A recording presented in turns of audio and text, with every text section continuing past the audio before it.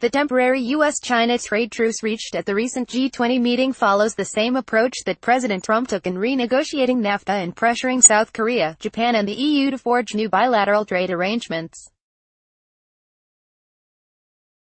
But this strategy of short-term threats of additional punitive tariffs is not a sustainable solution. The U.S.-China impasse comes from much deeper differences in perceptions. Trump is fixated on the United States' bilateral trade deficit with China. The U.S. business community worries about China's unfair foreign investment practices. And Washington's geostrategists agonize over China's intentions to become a major technological power and threatening U.S. global dominance. Put all three concerns together and it is easy to see why breaking the impasse is so difficult. Despite committing to increasing its purchases of U.S. goods, China simply cannot buy enough to significantly narrow the trade deficit.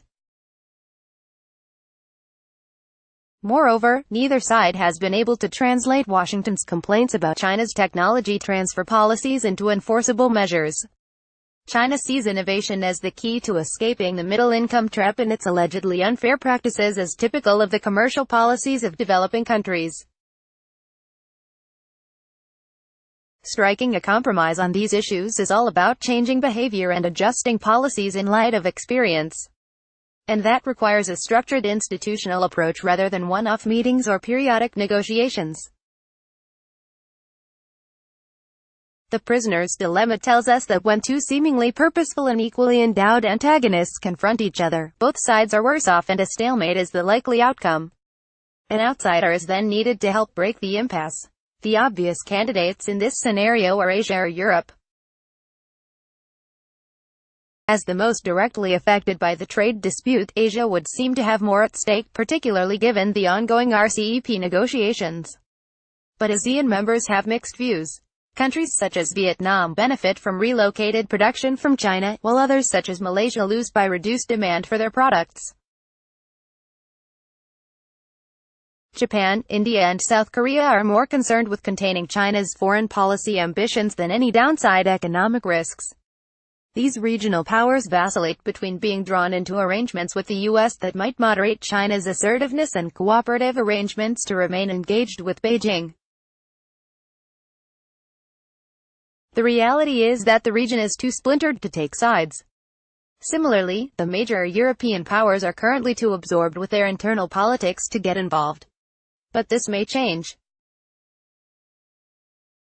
While U.S.-China economic links are extensive, Europe-China links are even deeper.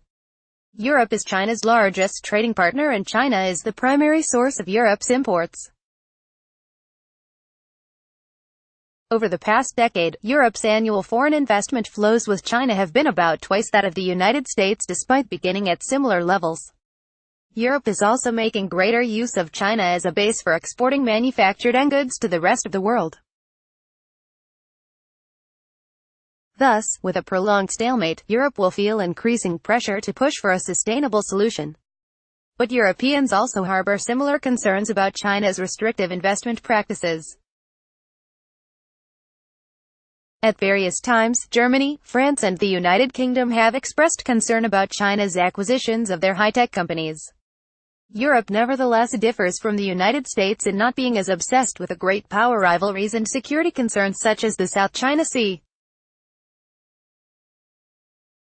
Europe is also more directly affected by China's Belt Road Initiative but is thus far taking a wait-and-see attitude.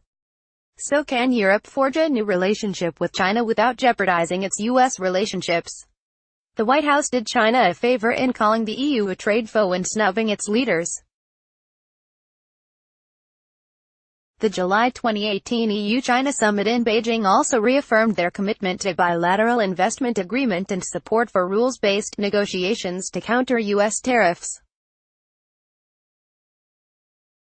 But much of this momentum was lost given the July US-EU agreement to put on hold additional tariffs and initiate discussions for a free trade pact.